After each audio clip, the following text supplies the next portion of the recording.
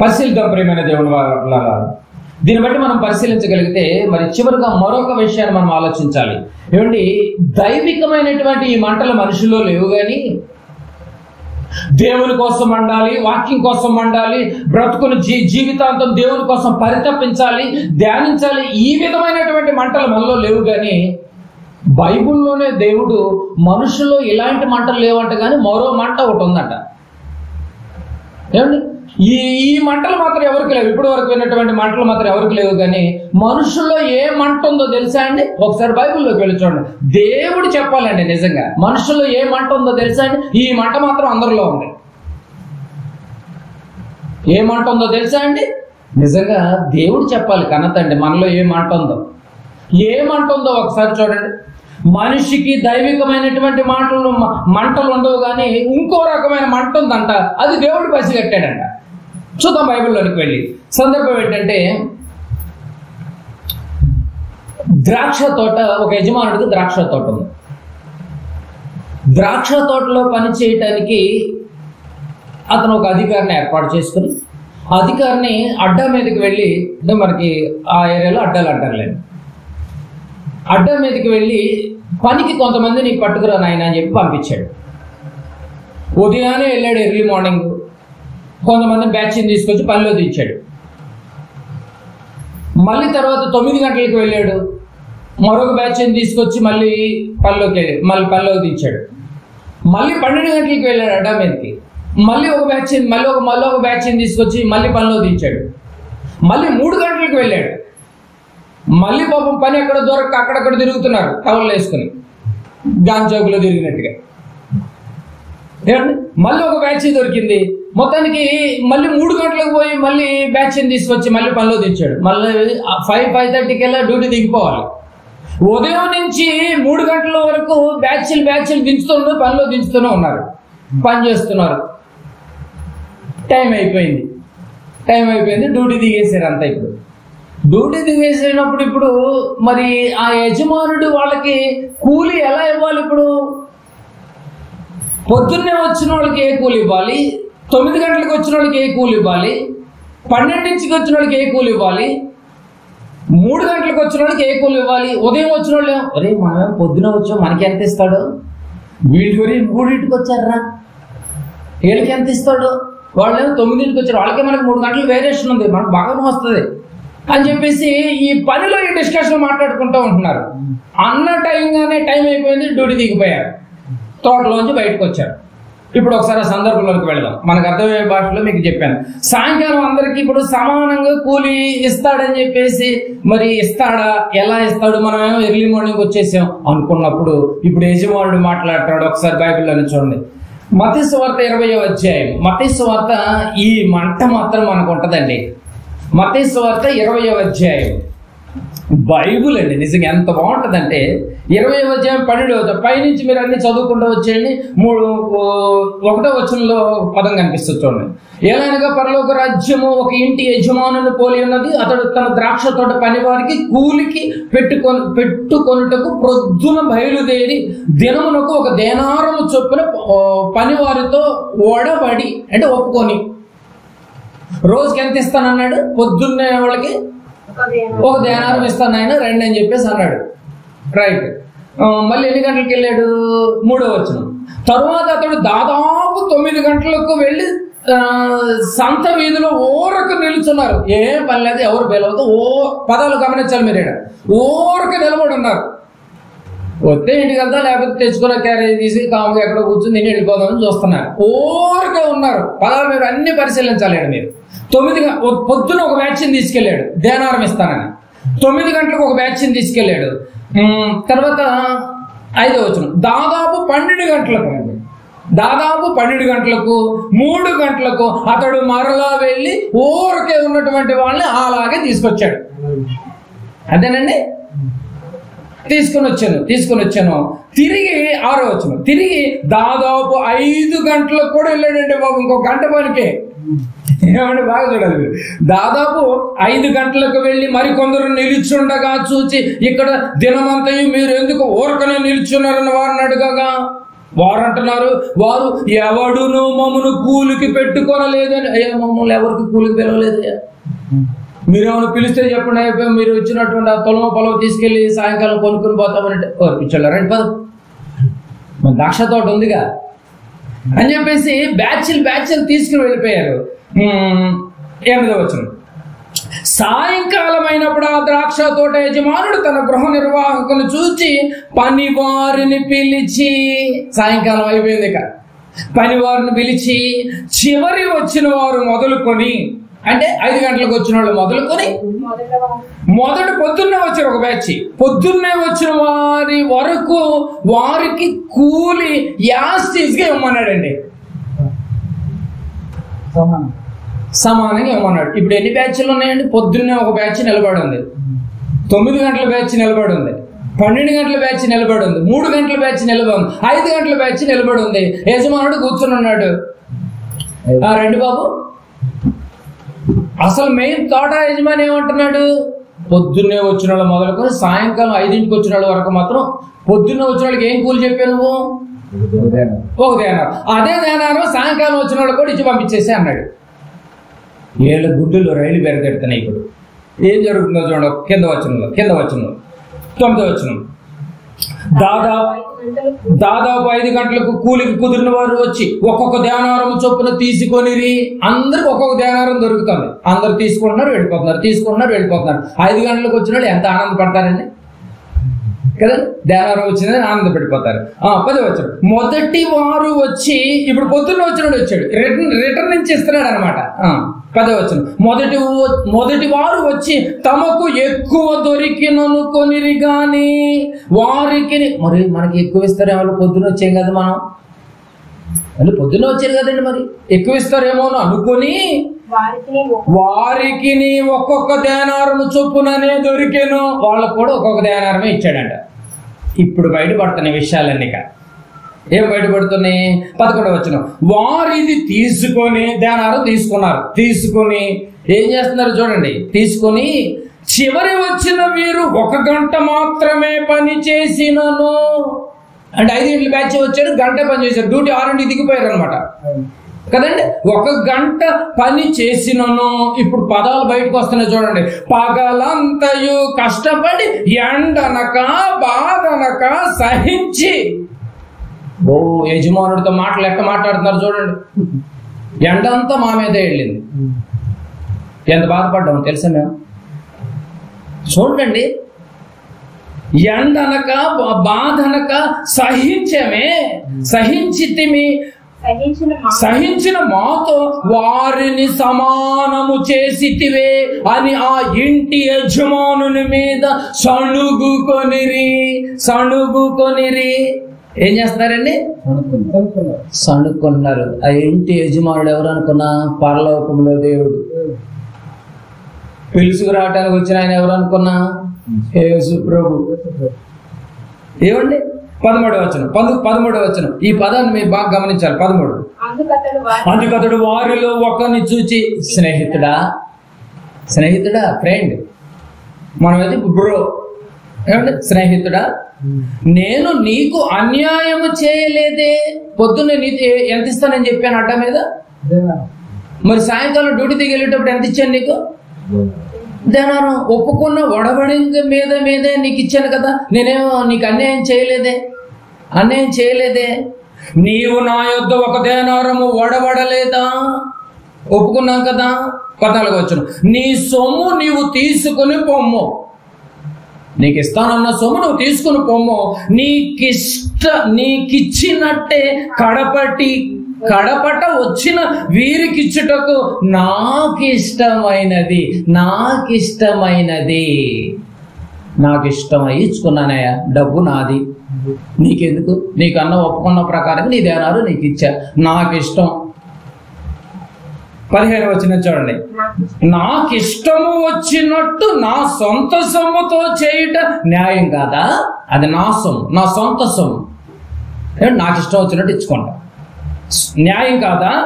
నేను మంచివాడనైనందుకు, ఆ పదాలు అండర్లైన్ చేసుకోండి, నేను మంచివాడనైనందుకు నేను మంచివాడనైనందున నీకు కడుపు మంటగా ఉన్నదా? మనుషులకి ఏ మంట లేదు, దైవికమైన మంట లేదు కదా. ఏ మంట ఉంది? కడుపు మంట. కడుపు మంట ఎవరికి ఉంటుంది?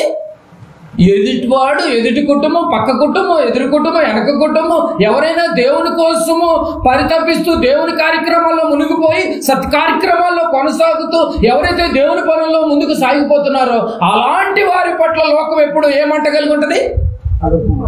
కడుపు మంట. ఈ మంట అందరికి ఉంటుందిలేండి. ఓర్చుకోలేని అనమాట దీన్ని.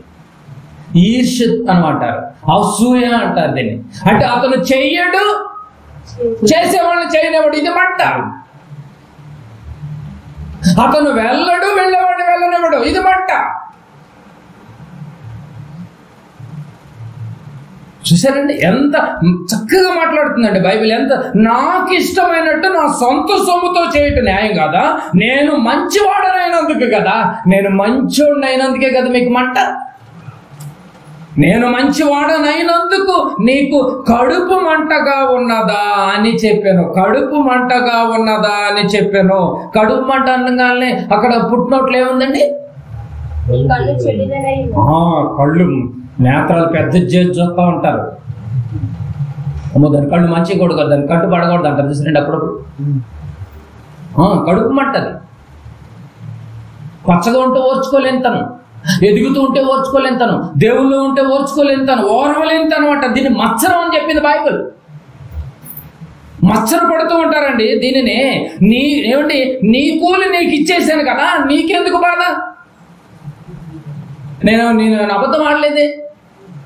నీ కూలి నీకు ఇచ్చినందుకు నేనేమి అన్యాయం చేయలేదే నీకెందుకు అంత బాధ అని చెప్తుందండి. అంత బాధ అని చెప్తున్నాడు యజమానుడు. ఈరోజు దేవునిలో లేనటువంటి వారిని ఏమండి నడిపించేటటువంటి భారము, బాధ్యత మనుషులకు లేదు. కానీ ఏంటి అర్థమవుతుందండి? వెలిగింపబడ్డటువంటి నీవు అయ్యో ఎంతో మంది వెలగకుండా, దేవుణ్ణి రుచి చూడకుండా, వాక్యపు ధ్యానము లేకుండా లోకానుసారంగా బ్రతుకుతున్నారే, వాళ్ళందరూ దేవుని వైపు మళ్ళిద్దామన్నటువంటి ఈ మంట లేదు. కానీ దేవుని కోసం బ్రతుకుతున్నటువంటి వారిని, సత్కార్యంలో కొనసాగుతున్నటువంటి వారిని, దివారాత్రులు ధ్యానించేటటువంటి వారిని, దేవుడు దేవుడు దేవుడు అనేటటువంటి పదజాలాలతో ఉచ్చరించేటటువంటి వారిని మాత్రం లోకము ఎప్పుడు ఎందుకు? నేను పరిశుద్ధుడను, మీరును పరిశుద్ధులుగా ఉండాలన్నటువంటి ఆ పరిశుద్ధులను పట్టుకొని వెళుతున్నారా ఈ పరిశుద్ధులు? అలాంటి పరిశుద్ధులను ఎప్పుడు లోకం ఏం చేస్తుందంట? లోకం ఎలా చూస్తుందంట? మండుతూ ఉంటుందండి బాబు, మండుతూ ఉంటుంది. వాక్యాన్ని నువ్వు అందించలేవు, అందించేటటువంటి వారి మీద మంట. దేవుడిచ్చినటువంటి స్వరంతో చక్కటి పాట పాడలేము, పాడినటువంటి వారి మీద మంట. ఎంతో కాలము లోకంతో తెలుసో తెలియకో కొన్ని సంవత్సరాలు లోకానుసారంగా పందిలాగా బురదలో పాపపు లోకములో బ్రతికినటువంటి నేను ఈ రోజు నుంచి దేవుని కోసం బ్రతుకుతానని ఏదో ఒక సదస్సులో ఏదో ఒక వ్యక్తి దేవుని కోసం ఒక మంచి నిర్ణయం తీసుకుని ఆ రోజు నుంచి దేవుని కోసం బ్రతుకుతుంటే, బైబిల్ తీసుకుని లోకంలో అయ్యండి సన్నిధికి వెళుతుంటే గిట్టనటువంటి వాళ్ళు మండుతూ ఉంటారు. బయలుదేరాడని. ఎందుకయ్యా నీకు అర్థమంట? వెలిగించుకున్నటువంటి నేను కుంచెం కింద పెట్టడానికి కాదు కదా నేను వెలిగించుకున్నది. దీపస్తంభం మీద అనేక మందికి నేను వెలిగింపబడ్డాను, అనేక మందికి వెలుగుగా ఉండాలని దేవుడు నన్ను వెలిగించాడే. ఆ వెలిగించే దానికి నేను అర్థమైన జీవితాన్ని నేను బ్రతకొద్దా? ఒకనాడు బాప్తిస్మ ఇచ్చే యోహాను గారి గురించి సాక్ష్యం ఉంది బైబిల్లో. దావీదు గారి గురించి ఒక మంచి సాక్ష్యం ఉంది. ఆయన మండుచున్నాడు, మంట పుట్టుచున్నది ఉంది కదండి. పౌలు గారి జీవితాన్ని చూస్తే మంట, ఒకళ్ళు దేవుల్లో ఎదిగి త్రొట్టెళ్ళిపోతే అతన్ని చూస్తే మంట పుడుతుందట, మండిపోతుందట. ఎందుకయ్యా నువ్వు వెలిగించుకోదా?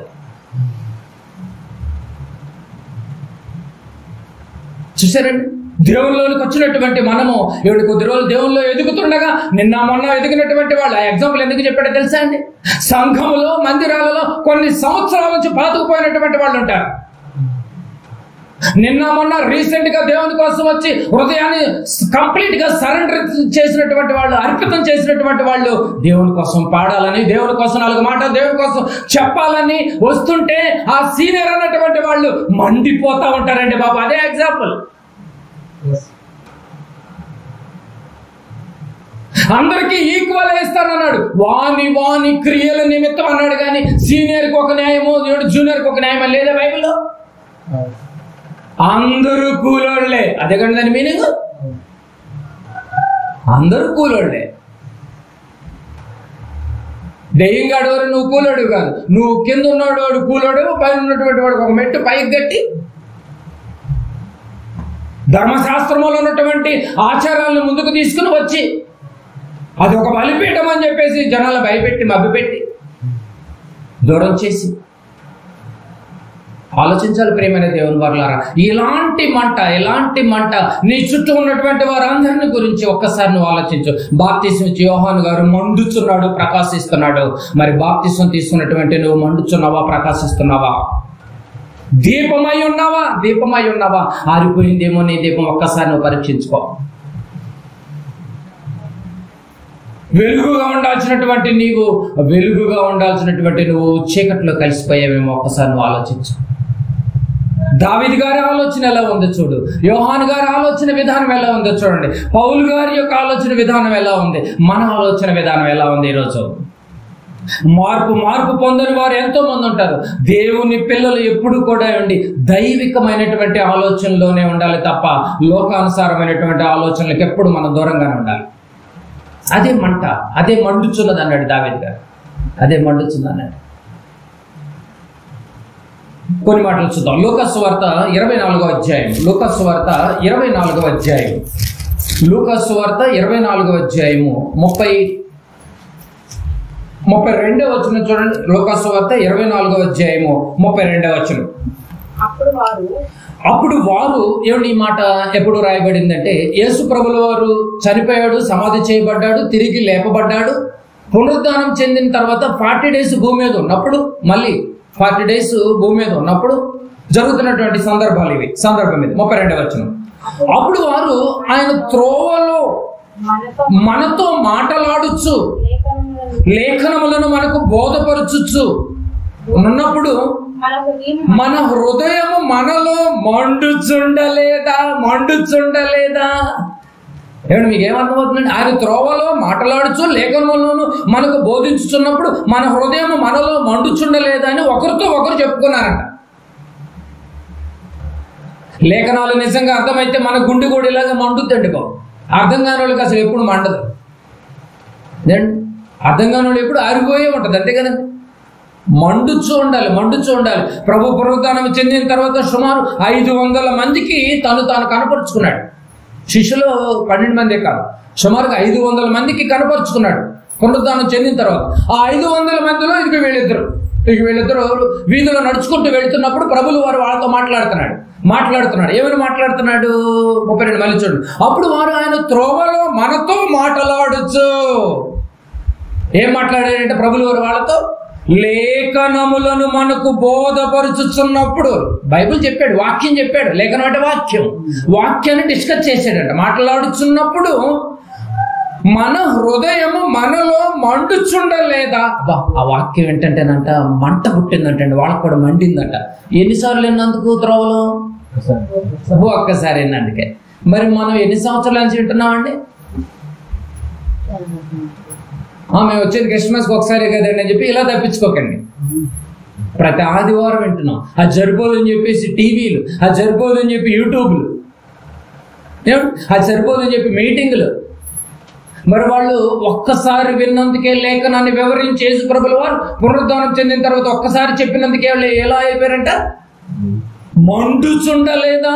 మన గుండెలు మండుచుండలేదా అన్నారు. చూడండి, వాక్యం అర్థమైనటువంటి ప్రతి వాడు మండుచూ ఉంటాడనమాట. అర్థం కాని వాడు మండడు. ఏమంటే మండేటోళ్ళని కూడా మండనివ్వడం. అదే రీజన్, అదేనండి. వాడు మండేటోళ్ళు మండనివ్వడు. వాడు ఎదిగేటోళ్ళని ఎదగనివ్వడు. వాడు వచ్చేటోళ్ళని రానివ్వడు. దాని మీనింగ్ అదే. నిజమండి బాబు, దేవునిలో ఎప్పుడు ఒకళ్ళని ఎప్పుడు చూసుకోవద్దు. మీరు మండుచూ ఉండాలి. యోహాను గారు మండుచూనే ఉన్నాడు. మండటమే కాదు, ప్రకాశిస్తున్నాడు. ప్రకాశించటమే కాదు, దీపస్తంభం లాగా మారిపోయాడు. మరి బాప్తిస్మం తీసుకున్న రోజు వాక్యమైన వెలుగు మనలోనికి వచ్చేసింది. వచ్చినటువంటి మనము ఏం మండి అని చెప్పండి ప్రియమైన దేవుని వల్ల. బాప్తిస్మం తీసుకున్నవాడు అలాగే ఉన్నాడు, తీసుకోలేని వాడు కూడా అలాగే చప్పగా ఉన్నాడు. ఏది మంట? ఏది వాక్యమును గురించిన మంట? ఏది ఆత్మీయ జీవితంలో మంట?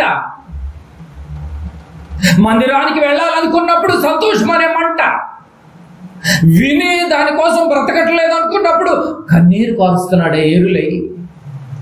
ఇలాంటి దైవికమైనటువంటి మంట ఎప్పుడు కలగాలి చెప్పండి ప్రియమైన దేవుని వల్ల? ఎప్పుడు కలగాలి? నువ్వు మండేవానిగా నువ్వు ఉన్నావా? తీతుకు రాసినటువంటి పత్రిక అందరూ మండుచున్నారండి బాబు. ఆ త్రోవలో నడిచేటటువంటి వారు మండుచున్నారు.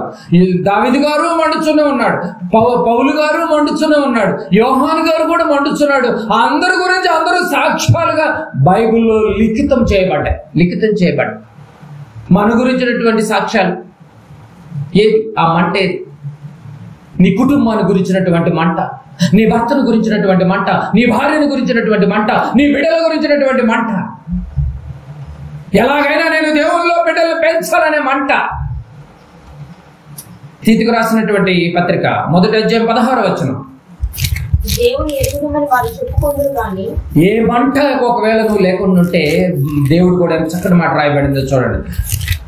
దేవుని ఎరుగుదమని వారు చెప్పుకుందరు గాని ఏ మంట ఉండదండి బాబు. దేవుణ్ణి ఎరుగు. మేము క్రిస్టియన్స్ అండి, మేము ప్రతి ఆదివారము చర్చికి వెళ్తాం. దేవుణ్ణి ఎరుగుదమని చెప్పుకుందరు కానీ వారు అసహ్యులను, అవిధేయులను, ప్రతి సత్కార్యము విషయము భ్రష్టులనై ఉండి తమ క్రియల వలన ఆయనను ఎరుగమన్నట్టున్నారు. చూసారా? ఎరుగమన్నట్టున్నారు అంటే సత్కార్యమ విషయంలో భ్రష్టులైపోయారు. సత్కార్యమన్నా, సత్క్రియలన్నా, ఉత్తమమైన కార్యక్రమాలన్నా ఒకటే. దేవుని కార్యక్రమాలకు దూరంగా ఉండి మేము క్రైస్తవులుగా ఉన్నాము, బాప్తిస్మం ఎప్పుడో తీసుకున్నాము అన్నటువంటి ఆలోచనలోనే ఉండిపోయారు. కానీ వాళ్ళు దేవుణ్ణి ఎరుగుదమని చెప్పుకుందరు కానీ దేవుని గురించిన మంట పొరపాటు కూడా వాళ్ళలో లేదా? ఒకవేళ అలాంటి జీవితాల్లో మనం ఉన్నామేమో, అలాంటి పరిస్థితులు మనల్ని ఇదిగో దగ్గరగా బ్రతుకుతున్నామేమో ఒకసారి పరిశీలించమని చెప్తుంది బైబిల్. ఒకవేళ ఎలాంటి జీవితాన్ని మనం కొనసాగిస్తే రేపు నీ యొక్క డైరెంట్ ఎలా ఉంటుందో తెలుసా? చివరికి ఒక మాట చూద్దాం. కొరింథీయులకు రాసినటువంటి రెండవ పత్రిక 5వ అధ్యాయం. కొరింథీయులకు రాసినటువంటి రెండవ పత్రిక 5వ అధ్యాయం 10వ వచనం ఒకసారి చదువుకుందాం. 5:10.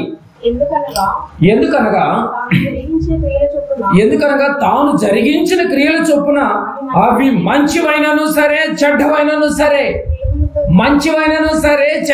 సరే దేంతో జరిగించావు? నువ్వు దేహంతో జరిగించావు. మంచివి జరిగించావా? చెడ్డవి జరిగించినా సరే దేహముతో జరిగించిన వాటి ఫలమును ప్రతి వాడును పొందునట్లు మనమందరము క్రీస్తు న్యాయపీఠం ఎదుట ప్రత్యక్షము కావలెను. రేపొక దినం ఉంది.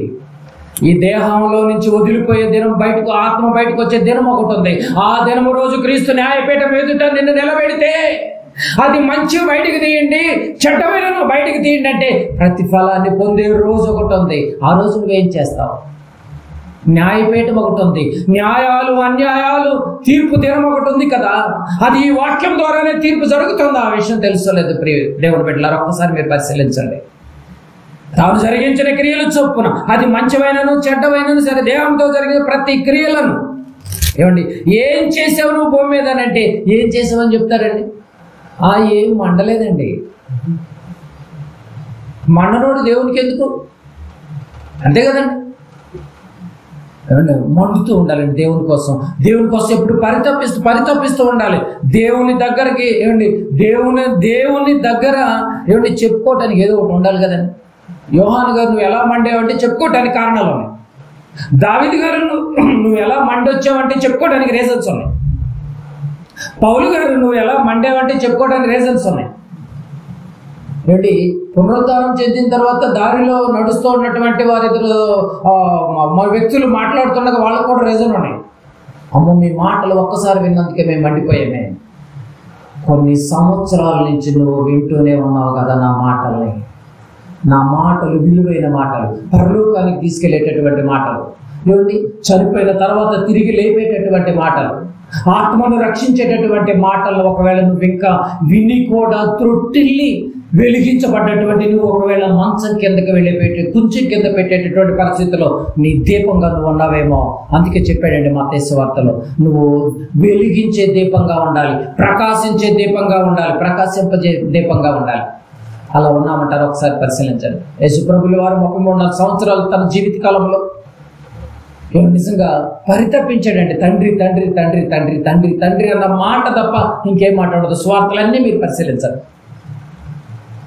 17:4 అంటాడు, భూమి మీద నీవు నాకు అప్పగించినటువంటి పనిని నేను సంపూర్ణము చేశాను కదా, సంపూర్ణము చేసితని కదా. పని ముగించుకొని అడుగుతున్నాడు పరలోకాన్ని, పని ముగించి అడుగుతున్నాడు పరలోకాన్ని. ఏ పని చేయకుండా పరలోకం ఎలా వెళ్తాను చెప్పండి ప్రేమల దేవుని వల్ల. భూమి మీద పుట్టేది నిజం, కన్ను మూసేది నిజం, కన్ను మూసిన తర్వాత మరో లోకం ఉన్నది కూడా నిజమే. ఆ లోకమే నరకం. ఆత్మను రక్షించేటటువంటి పనిలో ఉండి ఆత్మ అయినటువంటి తండ్రి అయినటువంటి దేవుని దగ్గరికి చేరుకుంటారు. ఏ మంట లేకోకుండా కడుపు మంటతో ఒకవేళ మీరు బ్రతుకుతుంటే మాత్రం ధనవంతుడి దగ్గరికి వెళ్ళిపోతాం. కడుపు మంట తీసేసి దేవుని గురించినటువంటి మంట కోసం పరితపించండి. మీ కుటుంబాలను వెలిగించుకోండి, మీ యొక్క పిల్లలను వెలిగించండి. వెలిగించినటువంటి మీరు ఎక్కడ పెట్టకూడదు? ఇప్పుడు చదవండి మా వాక్య పఠనాన్ని, ఇప్పుడు చదవండి, మీకు అర్థమైపోతుంది. ఒక్క వచ్చిన మనకి ఎంత వివరణ వచ్చిందో మీకు ఇప్పుడు అర్థమైపోవాలి. మత్తయి సువార్త 5వ అధ్యాయము, మత్తయి సువార్త 5వ అధ్యాయము 15వ వచనం. మనుషులు దీపం వెలిగించి ఏమండి, ఏ దీపం గురించి మాట్లాడుతున్నా ఇప్పుడు అర్థమవుతుందండి? మనుషులు దీపము వెలిగించి కొంచెము కింద పెట్టరు గాని అది ఇంట నుండి వారందరికీ వెలిగించుటకై దీపస్తంభం మీదనే పెట్టుదురు. మనుషులు మీ సత్క్రియలు చూసి పరలోకమందున్న మీ తండ్రిని మహిమపరచునట్లు వారి ఎదుట మీ వెలుగు ప్రకాశింపనీయుడి. ప్రకాశిస్తే పరలోకం చేరుకుంటారు. త్రొట్టిల్లితే చేరుకోవాల్సినంత అవసరం లేదు, ఆటోమేటిక్ వెళ్ళిపోతారు. దానికి రిజర్వేషన్ చేసుకోవాల్సిన అవసరం లేదు. సేఫ్గా వెళ్ళాలంటే రిజర్వేషన్ చేసుకోండి. మాకు సేఫ్ వద్దురా అంటే జనరల్ ఇవ్వండి. అప్పుడు మీరే అంటారు 5-6 గంటల జర్నీ చేసే జర్నీలోనే నరకం చూసేమంటారు మనుషులు. ఏమండి, ఒక నైట్ నువ్వు జనరల్లో వెళ్తానికే నువ్వు నరకం చూస్తే ఈ శరీరాన్ని వదిలిన తర్వాత కొన్ని యుగాలు నరకాన్ని చూడాల్సి వచ్చింది. అది ఒరిజినల్ నరకం. ఆలోచించు. వెలిగించుకున్నటువంటి నువ్వు మండుతావో, ప్రకాశిస్తావో, దీపంగా ఉంటావో, ఒక యోహాను గారిలాగా, ఒక దావీదు గారిలాగా, ఒక పౌలు గారిలాగా. లేదు నేను ఈ ప్రకాశించడం నాకు ఇవన్నీ అవసరం లేదనుకుంటే వినటం కూడా అవసరం. అంతే కదండి. మరి ఈరోజు కాకపోయినా రేపైనా నేను త్రొట్టిల్లిపోతానని నీకే అనుమానం ఉన్నప్పుడు ఇంత టైం తీసుకుని ధ్యానించాల్సిన అవసరం లేదు. ఇంత టైం తీసుకుని, ఇంత రిస్క్ తీసుకుని గంటలు దేవుళ్ళు కూర్చోాల్సిన అవసరం లేదు. టైం వేస్ట్ చేసుకోకండి. దేవుని దగ్గరకు వస్తే నువ్వు ఖచ్చితంగా పరలోకం చేరుకోవాలి, దేవుని దగ్గరకు చేరుకోవాలి. దానికోసం ఎన్నో ఆధారాలు, దానికోసం ఎంతోమంది భక్తులు త్యాగాలు. వీళ్ళందరినీ మాదిరిగా పెట్టుకుని బ్రతకాలి. వీళ్ళందరూ మాదిరిగా ఒక ఎత్తు అయితే ఈ మాదిరిలో ఉన్నటువంటి వారు ఎవరో ఒకరు పడుకోవచ్చేమో. లోకంలో ఎవరిని మాదిరిగా పెట్టుకోకండి. ఎవరిని మాదిరిగా పెట్టుకోవాలి? విశ్వాసమును దానిని కొనసాగిస్తున్న యేసు వైపే చూడండి, ఇంకెవరి వైపు చూసినా పడిపోతారు. యేసు వైపు చూసారనుకో పడిపోవడానికి అవకాశమే లేదు. ఆలోచించండి, నీలో ఉన్నది ఆత్మల రక్షణార్థమైన మంట లేక కడుపు మంట? ఆత్మల రక్షణార్థం మంట అయితే పరలోకం చేరుకుంటావు, నీ ఆత్మను రక్షించుకుంటావు. కడుపు మంటగా ఉన్నావు అనుకో, చివరికి నరకంలో మంటల్లో తోయబడతావు. ఆలోచించండి, ఆచరణలో పెట్టండి. విన్నటువంటి మనము చెప్పినటువంటి నేను చెప్పినట్లుగా, విన్నటువంటి మీరు విన్నట్లుగా ఆచరిస్తేనే పరలోకం చేరుకుంటాం. కళ్ళు మూసుకొని ప్రార్థన చేసుకున్నాం. దయగలిగినటువంటి మా యొక్క కన్న తండ్రి, మీ పాదాలకు వందనాలు చెల్లించుకున్నాం తండ్రి. ఇప్పటి వరకు నాయన మీ మాటలు ఎన్నో విలువ గలటువంటి మాటలు, పరలోకాలను చేర్చేటటువంటి మాటలు, మా ఆత్మీయ జీవితాన్ని సరిదిద్దేటటువంటి మాటలు మేము విన్నాం తండ్రి. ఒకనాడు దావీదు గారి కాలంలో నాయన జనులు వెళదాం అనుకునేటప్పుడు ఆనందంగానే ఉన్నాడు భక్తుడు. నాయన విని ఆచరించలేనందుకు కన్నీరు ఏరులై పారింది. నాయన ఎవరో గురించి పక్కన పెడితే నిజంగా ఎంతో కాలం నుంచి మేము వింటున్నాం తండ్రి. మీ మాటలు ప్రతిరోజు ప్రతినిత్యము ఏదో ఒక వచనాన్ని చదువుకునే వెళుతున్నాము నాయన బయటికి. ఆ వచనం ప్రకారంగా మా బ్రతుకులు ఉన్నాయో లేవని పరీక్షించుకునే మంచి అవకాశాన్ని మీరు ప్రతి వారం కూడా దయచేస్తున్నారు తండ్రి. మమ్మల్ని మేము మోసపించుకోకుండా విన్న వాక్య ప్రకారంగా మేమందరం బ్రతికే మహాభాగ్యం అందరికి ప్రసాదింపచేయండి. ఈ మాటలు ఎంతమంది అయితే వింటున్నటువంటి ప్రతి బిడ్డలు వారి కుటుంబాలు ప్రత్యేకంగా మీరు జ్ఞాపకం చేసుకుని తండ్రి. తల్లిదండ్రుల బిడ్డలందరినీ వారి కుటుంబాలను ప్రత్యేకంగా మీరు జ్ఞాపకం చేసుకుని విన్న వాక్యం నిష్ప్రయోజనం కాకుండా ఆ వాక్య ప్రకారంగా బ్రతికే మహాభాగ్యాన్ని బిడ్డలందరికీ ప్రసాదింపచేయండి. ఇచ్చినటువంటి ఈ చిన్న జీవితంలో, ఇచ్చినటువంటి ఈ బెత్తడంతటువంటి జీవితంలో, ఆవిరి లాంటి ఈ జీవితంలో భక్తుల్లాంటి మంట హృదయాల్లో ఎప్పటికప్పుడు కలిగేటటువంటి కృపను బిడ్డలందరికీ ఆ హృదయ ప్రోక్షణ, వాక్యపు ప్రోక్షణత ఇంకెక్కువగా రక్షించి పెంచి పోషింపచేయమని మా ప్రభువును ప్రియరక్షకుడైన యేసుక్రీస్తు నామమున ప్రార్థన సమర్పించి అడిగి వేడుకుంటున్నాం తండ్రి.